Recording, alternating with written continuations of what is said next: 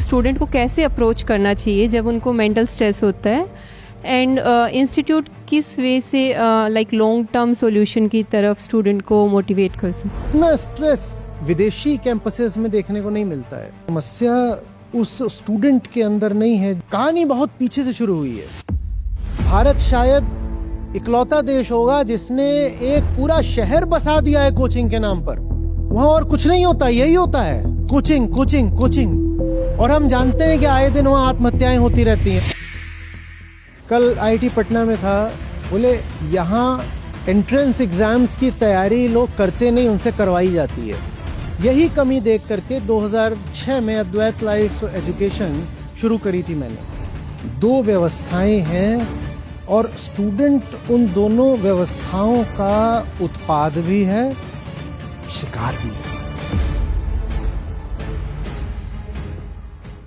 I am a second year PhD student here. So मैंने IITs में देखा है कि स्टूडेंट्स काउंसलिंग के लिए जाते हैं और IIT भी काफ़ी पैसे स्पेंड कर रहे हैं काउंसलिंग सर्विसेज के लिए, और स्टूडेंट को शॉर्ट टर्म में रिलीफ भी मिलता है, उनका मेंटल शॉर्ट टर्म में रिलीफ, हाँ, मेंटल स्ट्रेस कम होता है। But my question is what is the like how should मतलब स्टूडेंट को कैसे अप्रोच करना चाहिए जब उनको मेंटल स्ट्रेस होता है, एंड इंस्टीट्यूट किस वे से लाइक लॉन्ग टर्म सॉल्यूशन की तरफ स्टूडेंट को मोटिवेट कर सकते हैं। देखिए, सबसे पहले तो जो पूरा सवाल है ना, बैठिए, उसमें स्टूडेंट शब्द आया 3 बार 4 बार आया। स्टूडेंट है, स्टूडेंट को काउंसलिंग की ज़रूरत है, स्टूडेंट जाता है, ऐसा वैसा ये सब। इससे हमें ये भ्रम हो जाता है कि समस्या स्टूडेंट में स्थित है, कि 10 स्टूडेंट हैं, उसमें से 1 या 2 को ही इतना स्ट्रेस हो रहा है कि उन्हें काउंसलिंग की ज़रूरत पड़ रही है, तो ये जो 1-2 हैं यही अपवाद हैं, तो दोष इन्हीं में होगा। नहीं, ऐसा है नहीं शायद। और आप जैसा कह रही हैं, स्टूडेंट पर ही ध्यान दोगे तो रिलीफ तो दे पाओगे, आपने रिलीफ कहा था। स्टूडेंट पर ध्यान दोगे तो रिलीफ तो दे पाओगे, समाधान नहीं दे पाओगे, क्योंकि समस्या सचमुच उस स्टूडेंट के अंदर नहीं है जो मेन गेट से प्रवेश करता है किसी डिपार्टमेंट में एडमिशन लेकर के, उसमें नहीं है। हम ऐसा प्रदर्शित करना चाहते हैं जैसे कि जिस दिन वो यहाँ आया बीटेक या किसी भी अन्य प्रोग्राम में, उस दिन समस्या शुरू होती है, क्योंकि स्टूडेंट तो उसी दिन बनता है ना जिस दिन कैंपस में आ जाता है। नहीं, ऐसा नहीं है। 2 व्यवस्थाएं हैं और स्टूडेंट उन दोनों व्यवस्थाओं का उत्पाद भी है, शिकार भी है। एक व्यवस्था है कैंपस गेट से बाहर वाली और एक व्यवस्था है कैंपस के अंदर वाली। स्टूडेंट का वास्ता उन दोनों से है, और ये दोनों व्यवस्थाएं आपस में प्रतिक्रिया करके स्टूडेंट को पैदा कर रही हैं। ये दोनों ना हो तो आप जिसको स्टूडेंट कहते हैं ना, उस तरह की कोई चीज होगी नहीं। मैं ये नहीं कह रहा कि ये स्टूडेंट का शरीर पैदा करती हैं, पर भीतर से जो स्टूडेंट है, मानसिक रूप से जिसको हम स्टूडेंट कहते हैं, वो पैदा होता है बाहरी व्यवस्था और भीतरी व्यवस्था के डायलेक्टिकल एंगेजमेंट से। कुछ बाहर वाली व्यवस्था है, कुछ भीतर वाली व्यवस्था है, ये दोनों आपस में रगड़ा रगड़ी करते हैं, तो उससे वो चीज तैयार होती है जिसको हम कहते हैं the mind of the student. The mind of the student कैसे तैयार होता है? तो हम बड़ी गरीबी से गुजरे पिछले 200-250 सालों में, ठीक है। उच्च वर्गीय होना तो छोड़िए, मध्यम वर्गीय होना भी हमारे लिए सपना हो गया। अब जाकर के भारत में एक बड़ी मिडिल क्लास खड़ी हुई है। नहीं तो मिडिल क्लास भी बड़ी छोटी हुआ करती थी आज से 30-40 साल पहले। तो कुल मिलाकर के जिंदगी में यही बहुत बड़ी बात हो गई कि किसी तरह से खाना पीना रोटी कपड़ा चलता रहे। ये भी हम कैंपस के अंदर की बात नहीं कर रहे हैं, हम कैंपस के बाहर की बात कर रहे हैं।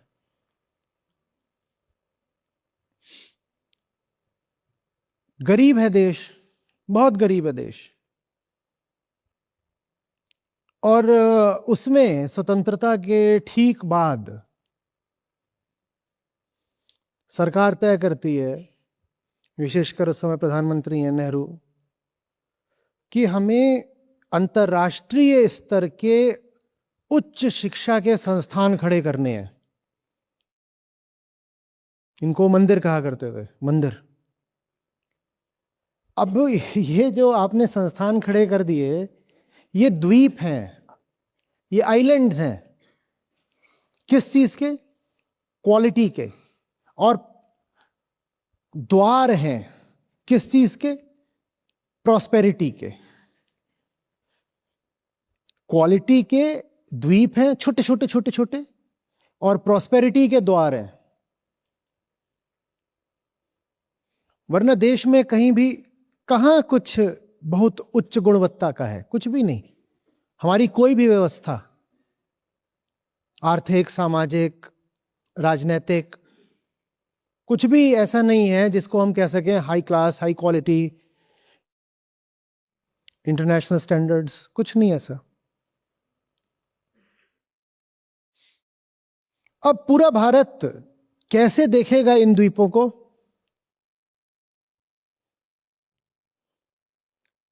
दो भाव रहेंगे, पहला विस्मय और दूसरा लोभ। विस्मय किस बात का?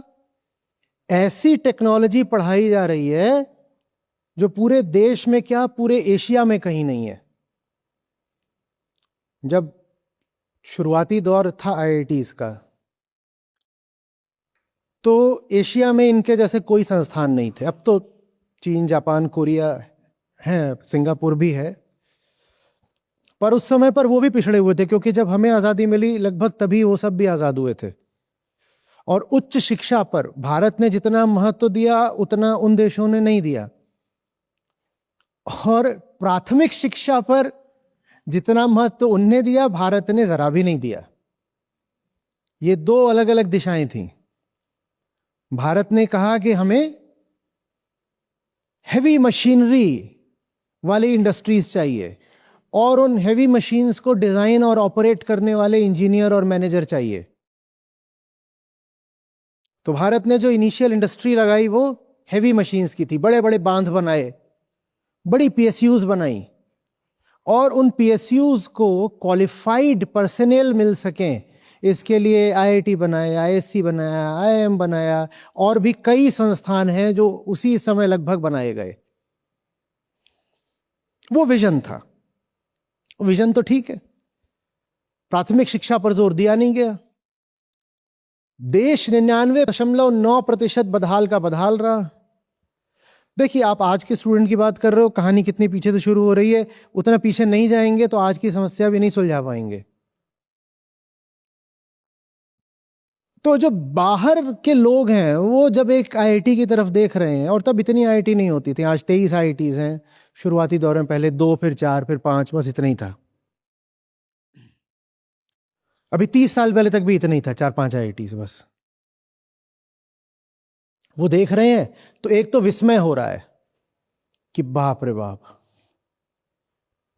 ये हाई क्वालिटी, जहां कुछ भी हाई क्वालिटी नहीं है। रेलवे रिजर्वेशन तक नहीं होता जहां, वहां कंप्यूटर साइंस पढ़ाया जा रहा है उसी देश में, जहां पर एक एक काम कागज कलम घिस करके और कतार लगा करके होता है, वहां सिस्टम्स पढ़ाए जा रहे हैं। बाप रे बाप। तो ये तो विस्मय की बात हो गई। और विस्मय से ज्यादा बड़ा क्या था? लालच। क्योंकि एक्सीलेंस के आइलैंड्स थे और प्रॉस्पेरिटी की एंट्रेंस थे। अगर यहां घुस गया आपका लड़का, जानबूझ के लड़का बोल रहा हूं, लड़की नहीं भेजते थे, अगर यहां पर घुस गया आपका लड़का तो नौकरी नहीं पक्की है, बढ़िया वाली कंपनी में नौकरी लगेगी, और यह भी हो सकता है कि विदेशी नौकरी लग जाए या कि विदेशी किसी यूनिवर्सिटी में उसको दाखिला मिल जाए आईआईटी के नाम से।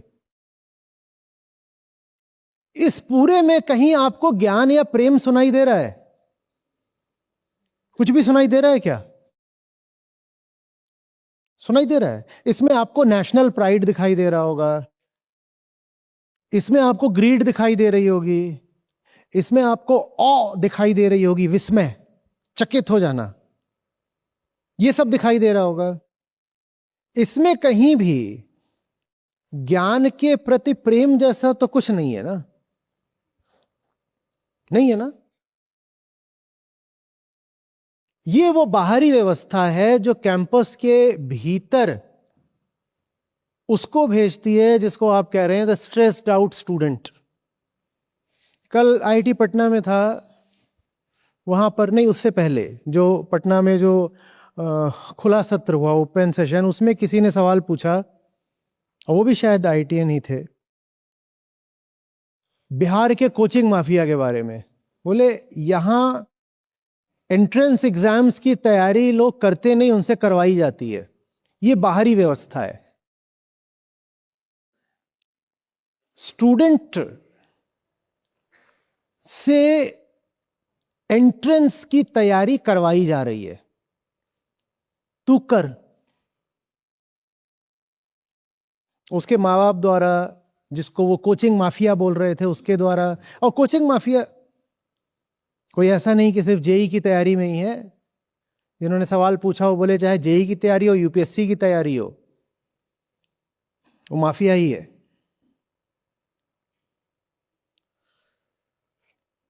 न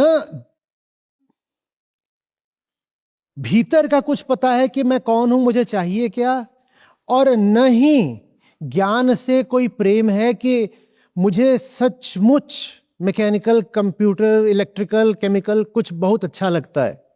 कुछ नहीं ऐसा, एक दबाव है बस, और वो दबाव ऐतिहासिक है, 250 साल की गरीबी और गुलामी से आ रहा है। और ऐसी गरीबी कि अभी 100 साल भी नहीं बीते, दुनिया के सबसे बड़े अकालों में से एक से हम गुजर चुके हैं, अभी जब द्वितीय विश्व युद्ध हुआ था।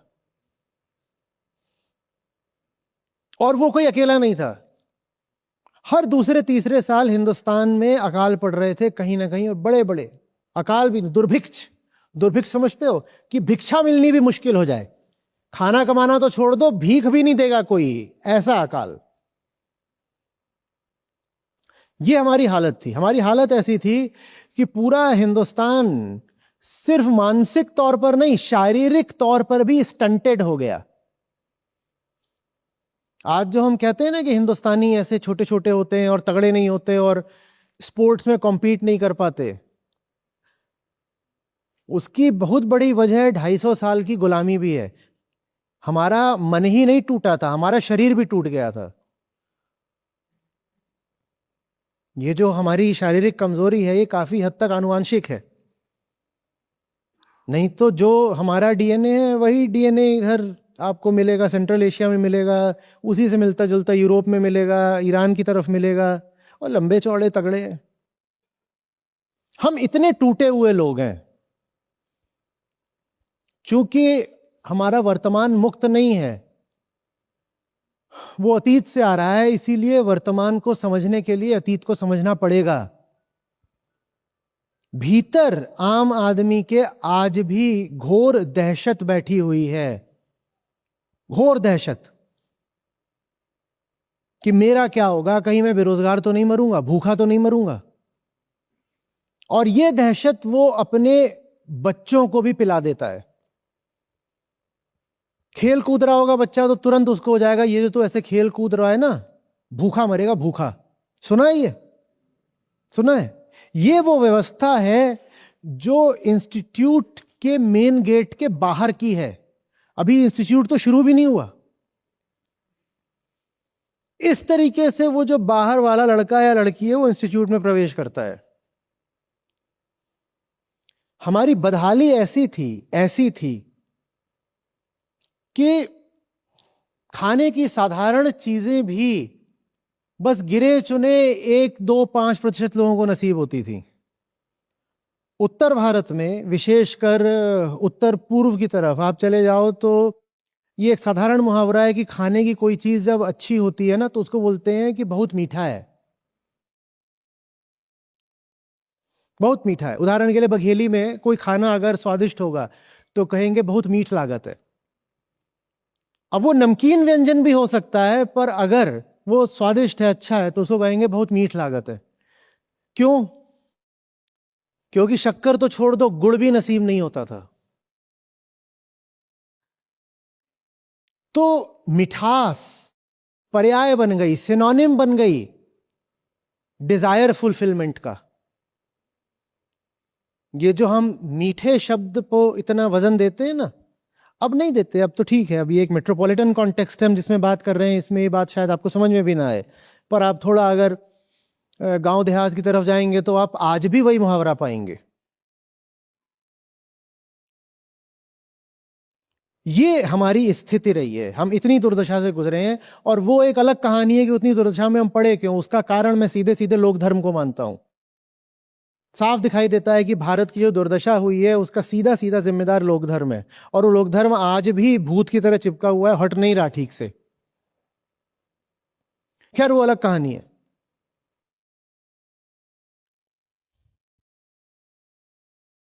जा पढ़ाई कर, जा पढ़ाई कर। भारत शायद इकलौता देश होगा जिसने एक पूरा शहर बसा दिया है कोचिंग के नाम पर। जानते हैं कौन सा शहर? वहां और कुछ नहीं होता, यही होता है, कोचिंग कोचिंग कोचिंग। और हम जानते हैं कि आए दिन वहां आत्महत्याएं होती रहती हैं। आपने स्ट्रेस का नाम लिया, जोड़ के देख लीजिए, क्या स्ट्रेस इस कैंपस में आने के बाद शुरू हो रहा है? अगर कैंपस में आने से स्ट्रेस हो रहा है तो उस शहर में इतनी आत्महत्याएं क्यों होती हैं?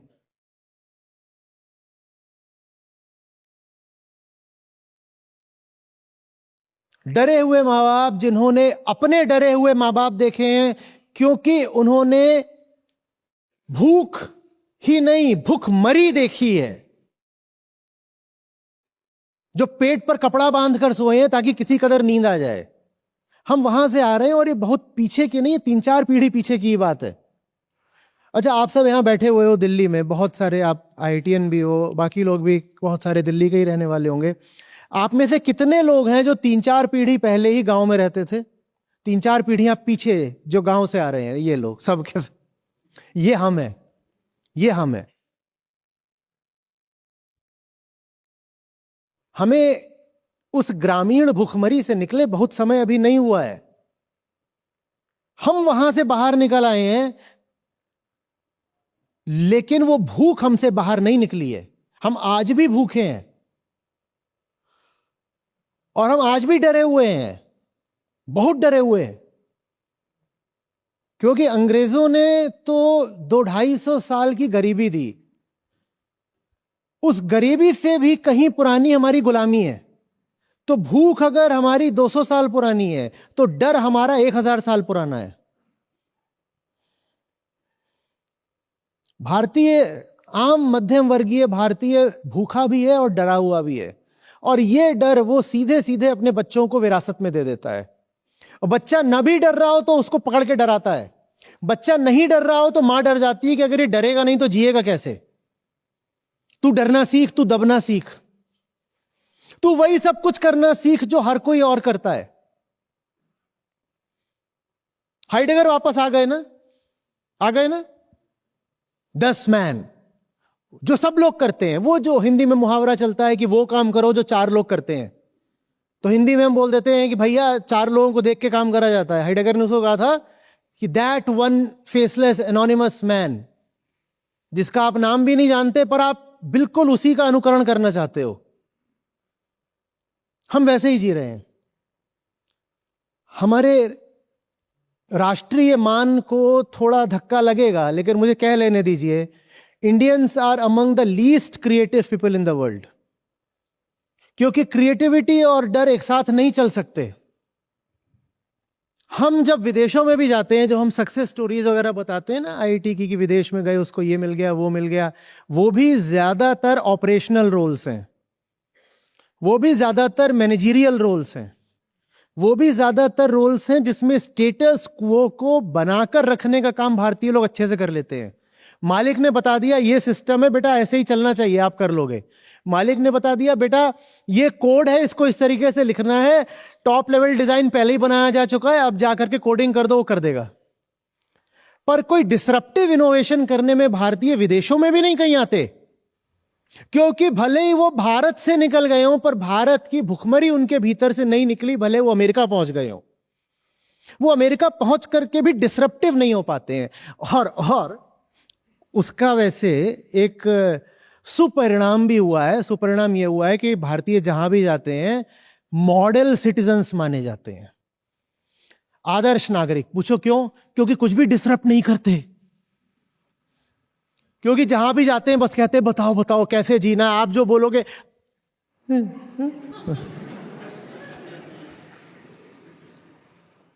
तो हाल तक दुनिया के सब देश भारतीयों को बड़े प्यार से बुला लेते थे कि आ जाओ, इनको बुला लो, ये बिल्कुल गाय है, जो बोलोगे करेगा, आवाज नहीं उठाएगा, जो नियम बनाओगे सब नियम कायदों का पालन करेगा। मुझे मालूम है मैं थोड़ा सा कैरिकेचर जैसा कुछ बना रहा हूं, मुझे मालूम है कि नुआंसेस इससे अलग हो सकती हैं, पर मोटे तौर पर जो मैं बात बोल रहा हूं वो बिल्कुल निशाने पर है, उसको समझिए।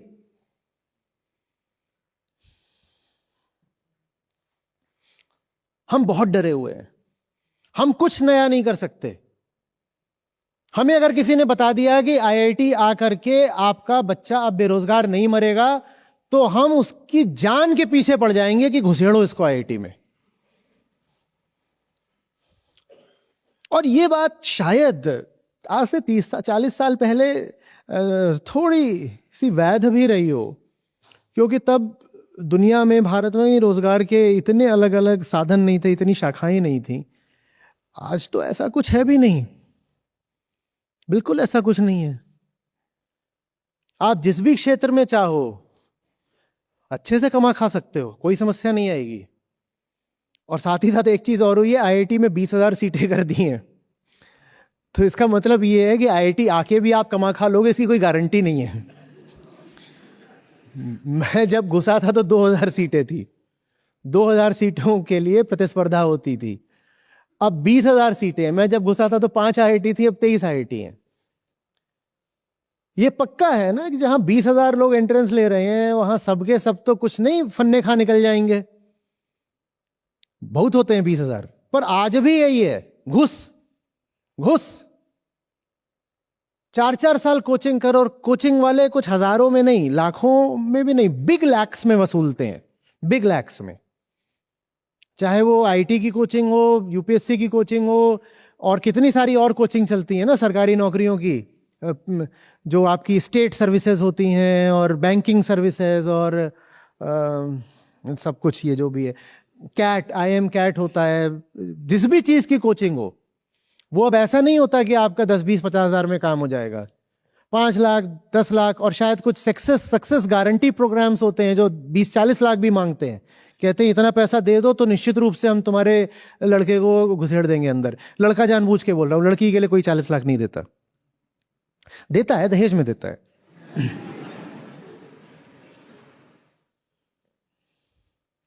ये सब अभी गेट से बाहर चल रहा है, अभी तो गेट के अंदर भी नहीं आया, और आप कह रहे हैं कि स्ट्रेस गेट के अंदर होता है। ये सब तो गेट के बाहर चल रहा है और उसके पैदा होने से चल रहा है।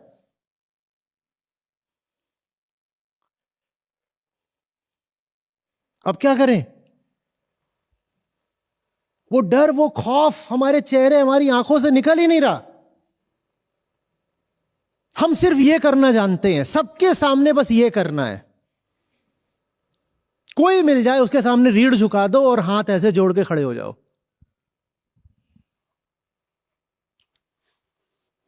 कोई भी हो,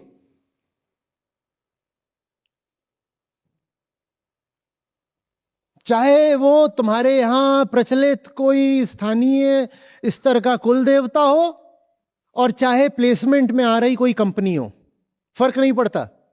सबके सामने हम बस क्या करना जानते हैं,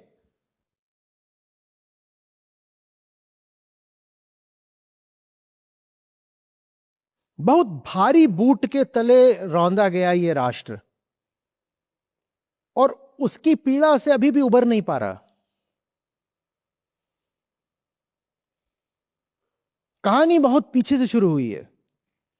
कहानी वहां से शुरू हुई है जहां से धर्म को विकृत करके लोक धर्म बनाया गया। उस विकृति की वजह से भारत को हर क्षेत्र में पराभव और पराजय झेलनी पड़ी।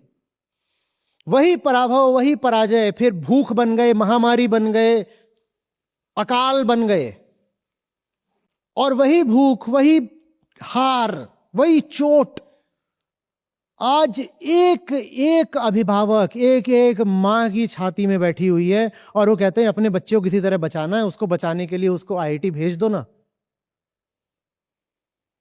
ये जो कोचिंग नाम का फिनोमेना है, ये भारत जैसा दुनिया के किसी देश में नहीं होता। दूसरे देशों में भी होता है, उसको टेस्ट प्रेप इंडस्ट्री बोलते हैं।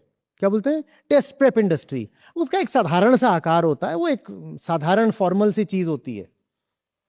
पर भारत में जो हो रहा है ये यूनिक है, ये फिनोमिनल है। और जिस शहर में पिछड़ापन और बेरोजगारी जितना ज्यादा होते हैं, वहां आप उतने ज्यादा कोचिंग के होर्डिंग पाएंगे।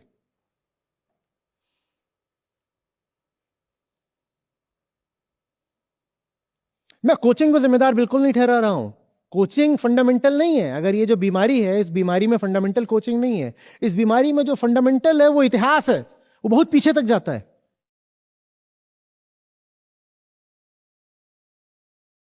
लेकिन क्या इतिहास की बात करके हम इस बीमारी को जस्टिफाई कर सकते हैं? पूछ रहा हूं, बोलो।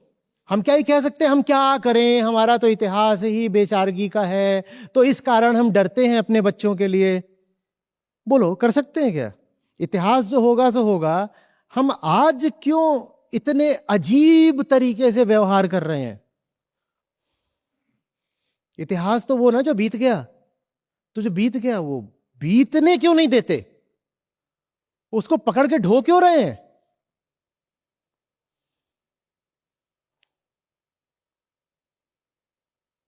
जेनेटिकली जो भारत में बच्चा पैदा होता है वो इंफीरियर है क्या?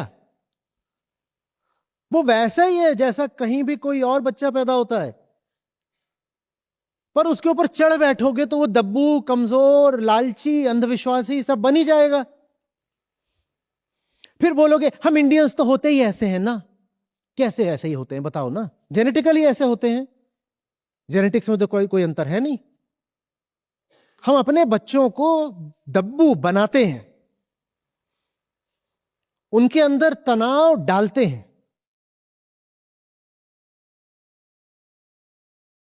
पढ़ोगे लिखोगे तो बनोगे नवाब, खेलोगे कूदोगे तो होगे खराब। सही बात तो यह है कि जिसका पढ़ाई से रिश्ता खेलने का हो गया, वही बड़े बड़े आविष्कार करता है।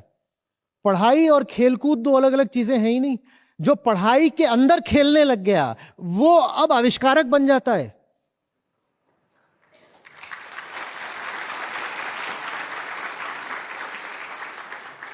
पर हमने विभाजन कर दिया, हमने दो फाड़ बना दिए। तू खेलने नहीं जाएगा बिल्कुल, तू खेलने नहीं जाएगा बिल्कुल, खेलने नहीं जाएगा, तू पढ़ाई कर, तू पढ़ाई कर।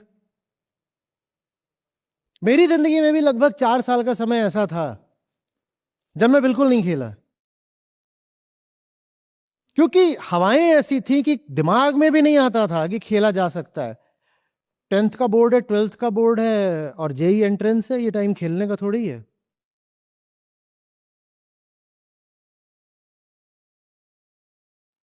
और मेरी फितरत स्पोर्ट्स पर्सन की है। बिल्कुल हो सकता है कि मैं खेला होता तो मैं शायद किसी खेल में निकल गया होता, हाथ में माइक की जगह रैकेट होता।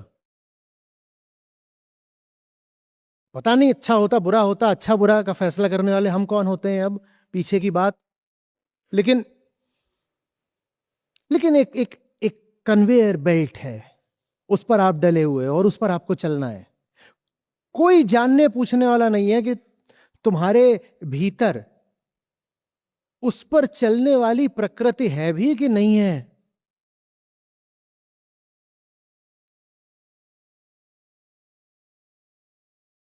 अब बाहरी प्रतिस्पर्धा किसी कदर झेल करके वो भीतर आ गया। स्कूल की प्रतिस्पर्धा, फिर कोचिंग इंडस्ट्री की प्रतिस्पर्धा झेल करके आ गया भीतर। चलो आ गए, अब हम गेट के अंदर आ गए हैं, बाहर की व्यवस्था से भीतर की व्यवस्था में आ गए हैं। उसने राहत की सांस ली, फाइनली आई हैव अराइव्ड, मैं कोई हूं, मेरी इतनी जेई रैंक है और मैं स्कूल का टॉपर वगैरह हूं, जो भी हूं, व्हाटएवर। अब वो यहां अंदर आता है, अपने डिपार्टमेंट में जाता है, डिपार्टमेंट में 240 लोग हैं, मेरे समय में 60 ही हुआ करते थे, अब कितने हैं? 240, और 240 के 240 उसी के जैसे हैं।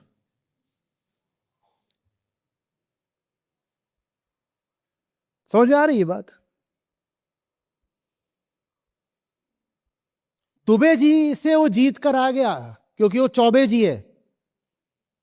यहां भीतर आता है तो पाता है कि यहां जितने हैं सब 26 जी हैं। उसको पहले इसी बात का खूब स्ट्रेस होता था कि ये जो कोचिंग वाले हैं इनसे कैसे कॉम्पीट करूं, जो जनरल क्राउड है उससे कैसे कॉम्पीट करूं, टॉप 1% में कैसे आऊं, जेई कैसे क्वालिफाई करूं।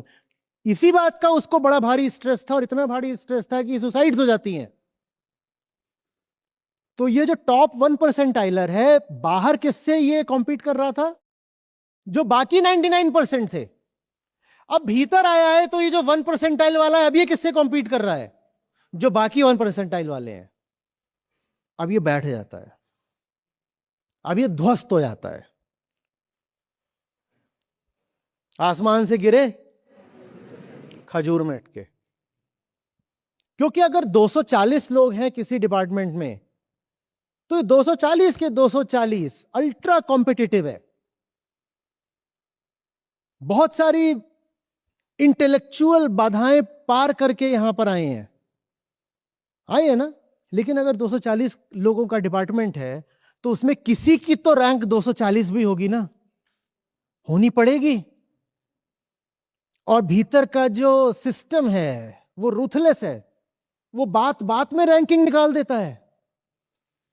निकल गई रैंकिंग और बाहर से अंदर घुसे थे कि मैं तो कुछ हूं, मैंने ये कर दिया, मैंने वो कर दिया, मेरी इतनी जेई रैंक है।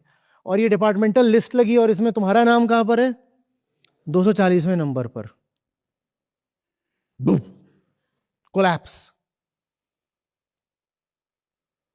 240 तो एक है, यहां पर जो 100 के बाद होगा वो भी रो पड़ेगा, क्योंकि उसने कभी सोचा नहीं होगा कि किसी भी लिस्ट में उसका नाम इतने नीचे आएगा, कभी नहीं सोचा होगा। क्योंकि अब ये जो डिपार्टमेंट है उसके लिए क्लासरूम की तरह है। क्लास में तो हमेशा फर्स्ट आता था, सेकंड आता था, बहुत इतना ही रहता था उसका। अब यहां पर आ रहा है तो उसका नाम सबसे नीचे या बीच में, कहीं बीच में है तो भी रोएगा कि मेरा नाम बीच में क्यों आ रहा है। अब ये यहां का सिस्टम है। फिर चूंकि सब के सब एक ही मिट्टी से उठकर आ रहे हैं, हमारा कोई इंटरनेशनल कॉम्पोजिशन तो है नहीं। जैसे जो विदेशी यूनिवर्सिटीज होती हैं ना, उसमें बहुत डाइवर्स मिक्सिंग होती है, अलग अलग नेशनैलिटीज होती हैं, बैकग्राउंड्स होते हैं। और अगर पोस्ट ग्रेजुएट प्रोग्राम्स हैं तो उसमें अलग अलग उम्र के लोग भी होते हैं। यहां पर क्या होता है कि सब एक ही जैसी इकोनॉमिक और साइकोलॉजिकल बैकग्राउंड से उठकर आ जाते हैं। जो एक की कंडीशनिंग है वही दूसरे की है, और जो आपकी कंडीशनिंग है वही आपके सीनियर बैच की है। और उनकी उनसे सीनियर, उनकी उनसे सीनियर ले दे के फिर से हम हिस्ट्री में पहुंच गए। तो जो संदेश आता है वो यही आता है, भाई जान लगा दे, देख ले, यही 4 साल है, तूने फोड़ दिया तो फोड़ दिया, लाइफ सेट हो जाएगी। यही 4 साल है। अब वो 4 साल में फोड़ने निकलता है, वो कितनी भी जान लगा ले, 240 की लिस्ट में कुछ पक्का नहीं है उसका नाम कहां पर आएगा, कुछ पक्का नहीं है। क्योंकि ये 240 के 240 पुराने शिकारी हैं। अब वो क्या करेगा? वो क्या करेगा? फिर वो जितना ज्यादा कॉम्पिटिटिव होना चाहेगा वो उतना ज्यादा को करिकुलर्स को इग्नोर करेगा। और को करिकुलर्स के लिए बहुत व्यवस्था है, खेलने के मैदान है, बहुत अच्छा कैंपस है। पर आप जितना उस पर प्रेशर बनाओगे परफॉर्मेंस और प्लेसमेंट का, वो को करिकुलर से उतना दूर होता जाएगा। कई बार तो यहां तक होता है कि एक ही परिवार है, 2 भाई है, मेरे भी बैच में था, मैंने देखा हुआ है। जो बड़ा भाई है वो हाई अचीवर है,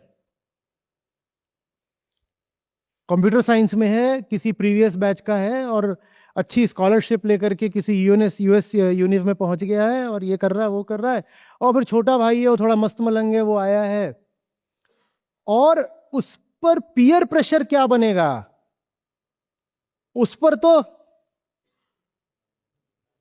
फैमिली प्रेशर बन रहा है कि तू, तेरा भाई तो जब था तो उसके फर्स्ट सेमेस्टर में इतनी आई थी एसजीपीए, तेरी कितनी आई है, तेरा भाई इतना बड़ा पैकेज लेके निकला, तू क्या कर रहा है,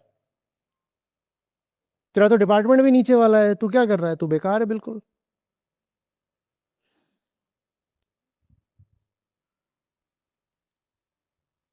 समझ में आ रही है बात? हम चाहते हैं कि हम बाहरी भीतरी व्यवस्थाएं वैसे ही रखते हुए सारा दोष स्टूडेंट में निकाल दें। हम ये नहीं कहते कि दोषी है, पर हम ऐसे कहते हैं कि the problem is in the student और द स्टूडेंट इज प्रॉब्लम्ड, ऐसे कह देते हैं।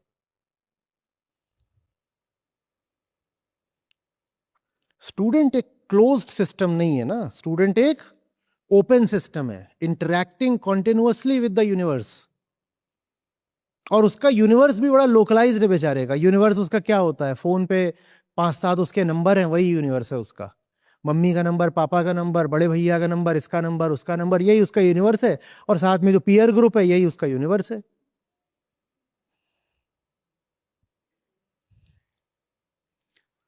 बात आ रही है समझ में?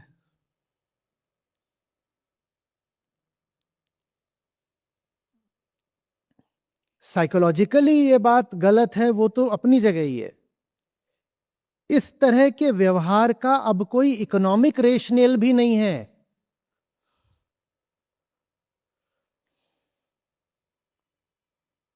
आईआईटी में घुसना कोई उतनी नहीं बड़ी बात रह गई, ना उतना जरूरी रह गया है ढंग की जिंदगी जीने के लिए, कमाने खाने के लिए।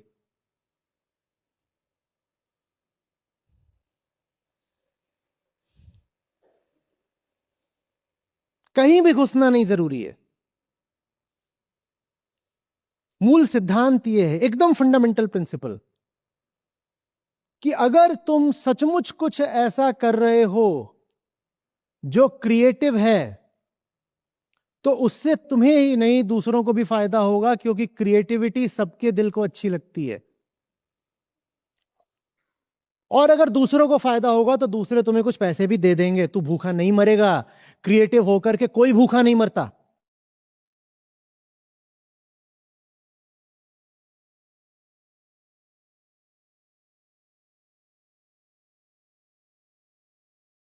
आ रही बात समझ में?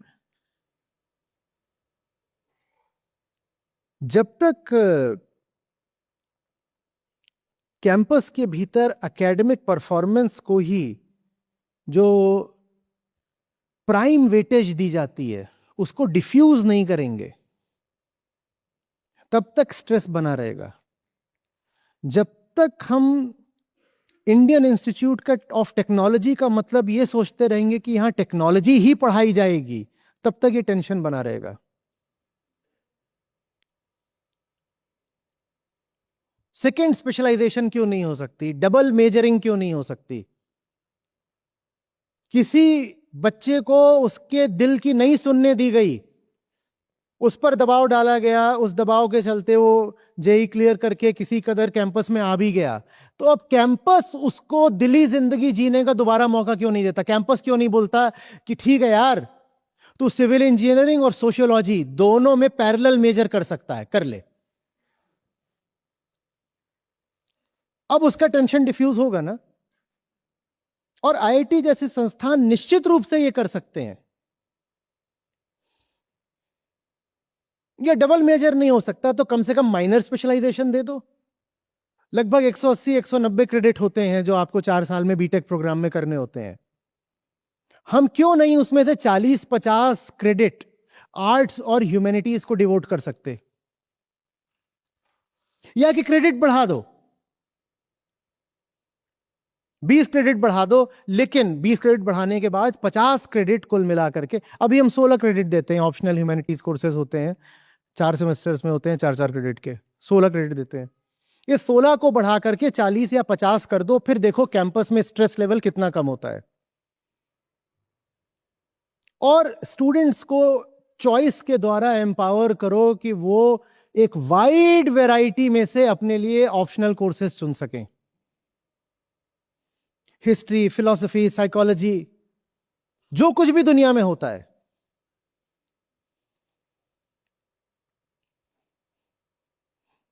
क्योंकि इनोवेशन के फ्रंटियर अक्सर इंटरसेक्शनल होते हैं। वो ऐसी जगह होगी उदाहरण के लिए कि जहां न्यूरो साइंस मैकेनिकल इंजीनियरिंग से मिल रही होगी, जहां न्यूरो साइंस मैकेनिकल इंजीनियरिंग से इंटरसेक्ट कर रही होगी, उस जगह पर एक जबरदस्त इनोवेशन होगा। उदाहरण के लिए आपको एक आर्टिफिशियल आर्म बनानी है, तो उसके लिए आपको मैकेनिकल इंजीनियरिंग चाहिए और न्यूरो साइंस चाहिए।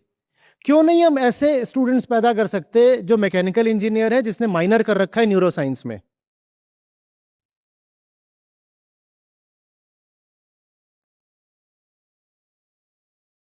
देश की हालत खराब है क्योंकि लोग भीतर से उथले होते जा रहे हैं। हम अलग अलग तरह की फिलॉसफीज के ऑप्शंस क्यों नहीं दे सकते स्टूडेंट्स को पढ़ने के लिए? हम टेंशन की बात कर रहे हैं। टेंशन साइकोलॉजी के दायरे में आता है। हम कैंपस के भीतर साइकोलॉजी के कोर्सेज ही क्यों नहीं फ्लोट कर देते?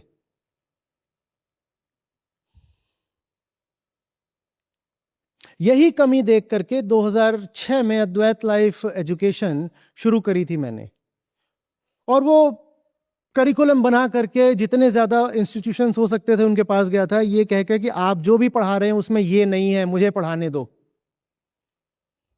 आईआईटी दिल्ली में भी मुझे मौका मिला था 2011-12 में, 2 सेमेस्टर तक पढ़ाया, उसके बाद वो चीज बंद हो गई।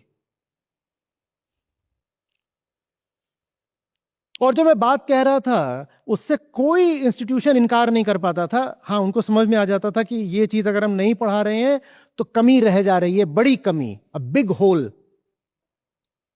लेकिन फिर कभी लॉजिस्टिक्स आड़े आ जाता था, कभी कंसेंसस आड़े आ जाता था, कभी अलग अलग स्टेक होल्डर कॉन्स्टिट्यूएंसीज आड़े आ जाती थी। पेरेंट्स ऐसा कह रहे हैं, ये ऐसा कह रहा है, डिपार्टमेंट्स कह रहे हैं टाइम कहां से निकालें, वी आर ऑलरेडी चोक्ड।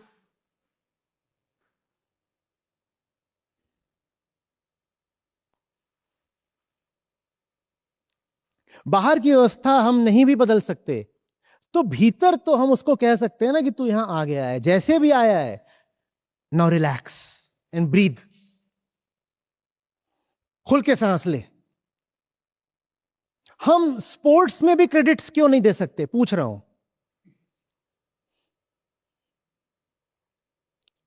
कोई अगर अलग अलग तरह की कॉम्पिटिशन्स हैं, उसमें वो सचमुच परफॉर्म करके दिखा देता है कि मैं कर सकता हूं, मान लीजिए इंटर आईआईटी में इंटर आईआईटी स्पोर्ट्स मीट्स होती हैं, उसको इस बात के लिए भी क्रेडिट्स क्यों नहीं मिल सकते?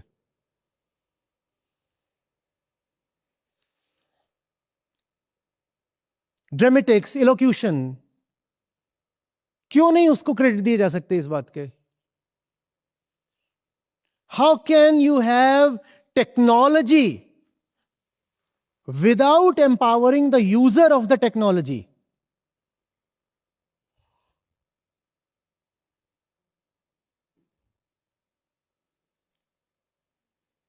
मैं भी 4 साल कैंपस में था, लठकाड़ दिया था कि जहां कहीं भी को करिकुलर्स कुछ भी हो रहा होगा जाऊंगा जरूर, लेकिन मुझे फिर क्लास मिस करके जाना पड़ता था। सिस्टम के खिलाफ जाकर जाना पड़ता था।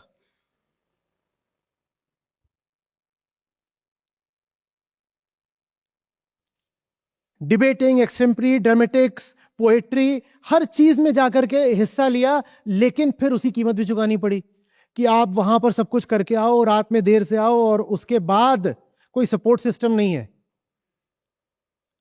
सिस्टम इस बात को एक्नॉलेज ही नहीं कर रहा है कि इस लड़के ने जेन्युइनली अपना क्रिएटिव टाइम कहीं पर लगाया है।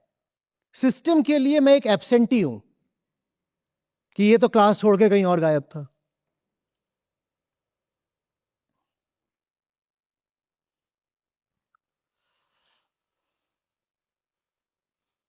और अगर मैं बाहर जाकर के वो सब नहीं कर रहा होता जो मैंने यहां के 4 सालों में करा, तो शायद जैसे मैं आपके सामने अभी माइक लेके खड़ा हूं ऐसे खड़ा भी नहीं रह पाता।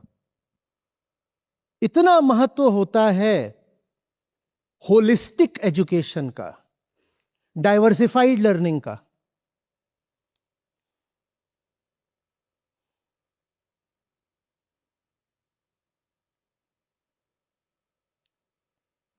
समझ में आ रही है बात? ये इतना स्ट्रेस विदेशी कैंपसेस में देखने को नहीं मिलता है, क्योंकि ना वहां पर पेरेंट्स कह रहे हैं कि तू भूखा मरेगा इसलिए बीटेक कर, और ना वहां पर कैंपस आपको एक यूनिडायरेक्शनल फ्लो में पुश कर रहा है।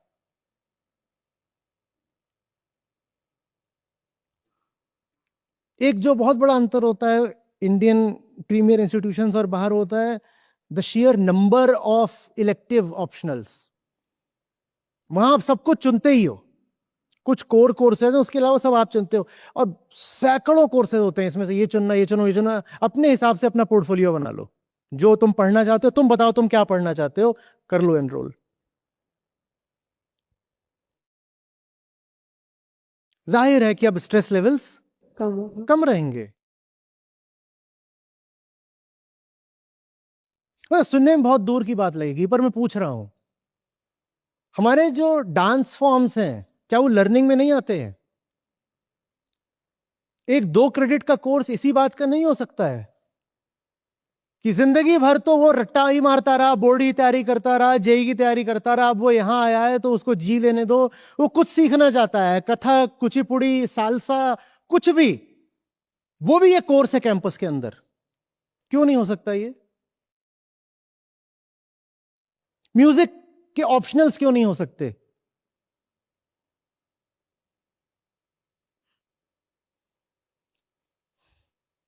यूनिवर्सिटी का और क्या मतलब होता है? विश्वविद्यालय का और क्या मतलब होता है?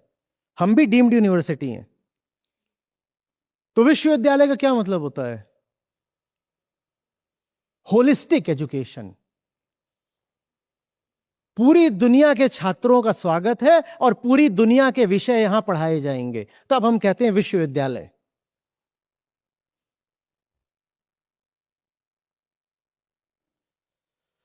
फॉरेन लैंग्वेजेस के कोर्सेज क्यों नहीं हो सकते?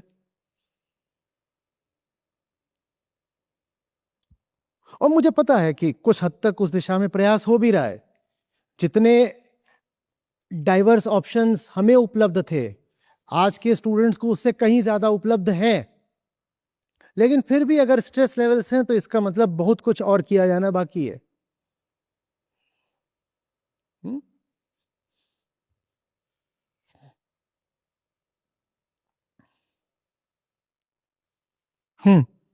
थैंक यू आचार्य जी।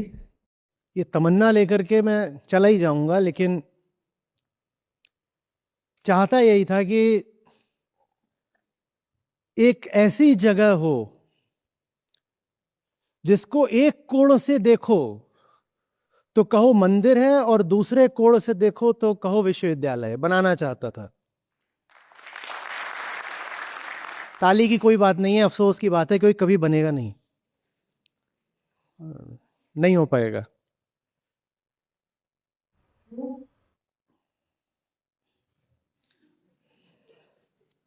पूछ रहे हैं क्यों? छोड़ो, सोचो कैसा कैसा होता वो संस्थान।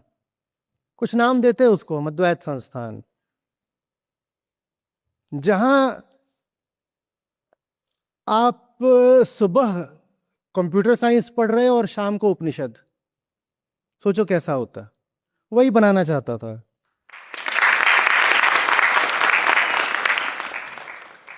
बनेगा नहीं शायद।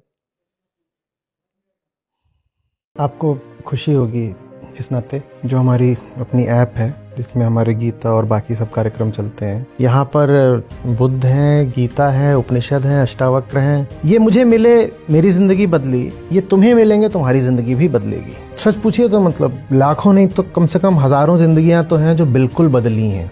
2 लाख से अधिक गीता प्रतिभागियों के साथ जुड़े आचार्य प्रशांत ऐप पर। पहला महीना बिल्कुल फ्री। गीता मिशन का पूरा एक्सेस। ऐप पर आपको मिलेंगे नियमित लाइव सत्र, हर दिन आचार्य प्रशांत के विशेष संवाद, गीता कम्युनिटी का एक्सेस, गीता परीक्षा, चयनित समाचार, ऑडियो बुक्स, कोट्स और भी बहुत कुछ।